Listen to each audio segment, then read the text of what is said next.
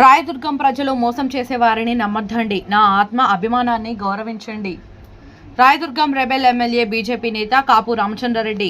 రాయదుర్గం పట్టణంలో rebel MLA BJP నేత కాపు రామచంద్రారెడ్డి పట్టణంలోని తన స్వగృహంలో ఆదివారం పత్రికా సమావేశం నిర్వహించారు. సమావేశంలో ముఖ్యంగా ఆయన మాట్లాడుతూ రాయదుర్గం నియోజకవర్గంలో బడుగు బలహీన వర్గాలు నాదుకొన్నానని, రాయదుర్గం ప్రజలకు గత 20 ఏళ్లుగా సేవలు చేసినందుకే నన్ను 3 సార్లు ఆశీర్వదించి ఎమ్మెల్యేగా గుర్తింపు ఇచ్చారన్నారు. వారికి ఎంతో రుణపడి ఉన్నానని, ఈ నియోజకవర్గ ఆదుకున్న ఒక్క రామచంద్రారెడ్డికే ఉందన్నారు. వైఎస్ఆర్ పార్టీ ముఖ్యమంత్రి వైఎస్ జగన్మోహన్ రెడ్డి నన్ను గుర్తించి 3 సార్లు ఎమ్మెల్యేగా తెలిపారు. గతంలో చేసిన సేవా కార్యక్రమాలు ఎంతో అభిమానం ఉందని, 2024లో నాకు జరిగిన అన్యాయాన్ని రాయదుర్గం ప్రజలు గుర్తించాలన్నారు. ఒకసారి ఆలోచించండి. మంచి నాయకుడిని ఎన్నుకోవాలంటే, ధర్మం కాపాడాలంటే సేవలు చేసే వారికే పట్టం కట్టాలే తప్ప నియోజకవర్గ ప్రజల ఆత్మాభిమానాన్ని తాకట్టు పట్టే నాయకులను ఎన్నుకోకూడదని, రాయదుర్గం నియోజకవర్గం అంటే కాపు రామచంద్రారెడ్డి గుర్తొస్తుందన్నారు.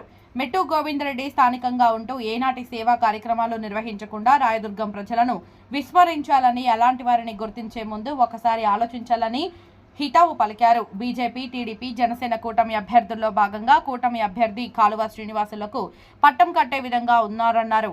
అభివృద్ధిని సాధించాలంటే కూటమి అభ్యర్థిని తప్పకుండా గెలిపించాలని రాయదుర్గం ప్రజలను నేను కోరుచున్నానని ఆయన తెలిపారు. మరియు సోషల్ మీడియా సోదరులందరికీ నా యొక్క నమస్కారాలు తెలియజేస్తా ఉన్నా. అదేవిధంగా రాయదుర్గం నియోజకవర్గం ప్రజలందరికీ కూడా నా యొక్క నమస్కారాలు తెలియజేస్తూ ఉన్నా. నేను 2009లో ఎన్నికలు అంటే రాజకీయాల్లోకి రాక ముందు నుంచే రాయదుర్గంలో ఆ రోజులలోనే అంబులెన్సులు సరిగ్గా రోజులలో 2 అంబులెన్సులు ఉచితంగా రన్ చేసినాను. రాయదుర్గం ప్రజలకు ఉచితంగా నీటి ట్యాంకర్లు పెట్టి నీటి సరఫరా చేయడం జరిగింది.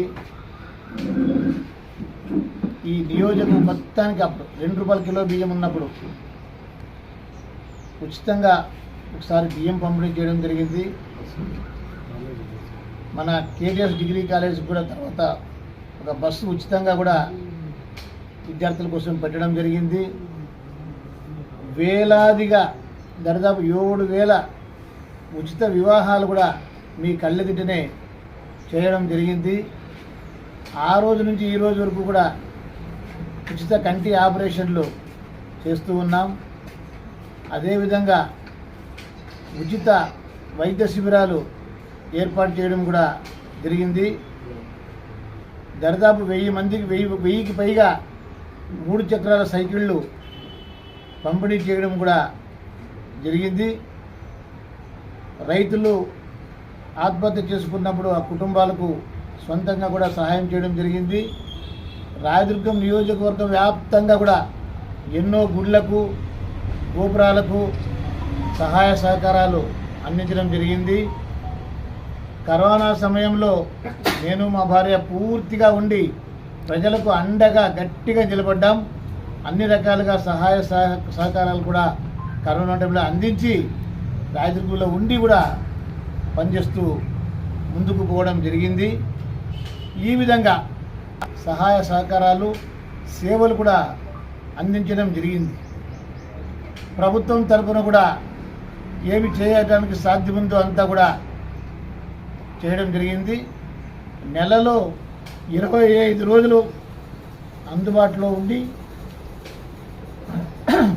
ఎవరికి ఏ అవసరం ఉన్నా కూడా ధైర్యంగా వాళ్ళకు అండగా నిలబడడం జరిగింది. పెళ్ళిళ్ళకి వెళ్ళాను, వాళ్ళ ఇంట్లో ప్రతి శుభకార్యానికి వెళ్ళాను, చావులకు వెళ్ళాను. ఎంతోమందిని భుజాన మోసి అంత్యక్రియలు కూడా వాళ్ళ కుటుంబ సభ్యుడిగా మోసి కూడా అంత్యక్రియలకు హాజరయ్యి కూడా ఆ కుటుంబానికి అండగా నిలబడ్డాము. పార్టీలో ఉన్నప్పుడు ఆ పార్టీని మనం అభివృద్ధి చేయాలని, పార్టీని పెంచాలని, పార్టీకి కట్టుబడి ఉండాలని, పార్టీని గెలిపించుకోవాలని మన ధర్మం పాటిస్తూ ఉంటాం. వైసీపీలో నేను ఉన్నప్పుడు ఏమైతే పార్టీకి అనుకూలంగా పార్టీని గెలిపించాలని మాట్లాడినానో ఆ వీడియోలు తీసుకొని ఈరోజు వాళ్ళు సోషల్ మీడియాలో పెట్టుకుంటున్నారు. దీన్ని బట్టి అర్థమవుతా ఉంది మెట్టు గోవిందరెడ్డిని ఎవరు ప్రజలు ఇంతవరకు గుర్తుపట్టడం లేదు. ఆయన అడిగిన ఓట్లు వేయడం లేదేమో కానీ రామచంద్రారెడ్డి అడిగినట్టుగా వీడియోలు పెడుతున్నారంటే చివరి రోజులు కూడా మీకు రామచంద్రారెడ్డి దిక్కైనాడా, రామచంద్రారెడ్డి లేకపోతే మీకు గతి లేదా అనేటువంటి విషయం ప్రజలు అనుకుంటున్నారు. మీరు కంప్లైంట్ ఇచ్చినారు ఆ విషయం పైన గిరియాడ ఎస్ఐ గారికి నేను కంప్లైంట్ ఇచ్చినాను. ఇది కరెక్ట్ కాదు ఈ విధంగా వాడుకోవడం అనేదని. వాళ్ళు సరే సార్ నేను మాట్లాడతానని చెప్పారు. అక్కడితో ఆగున్నాం, ముందుకు పోలే ఆ విషయం.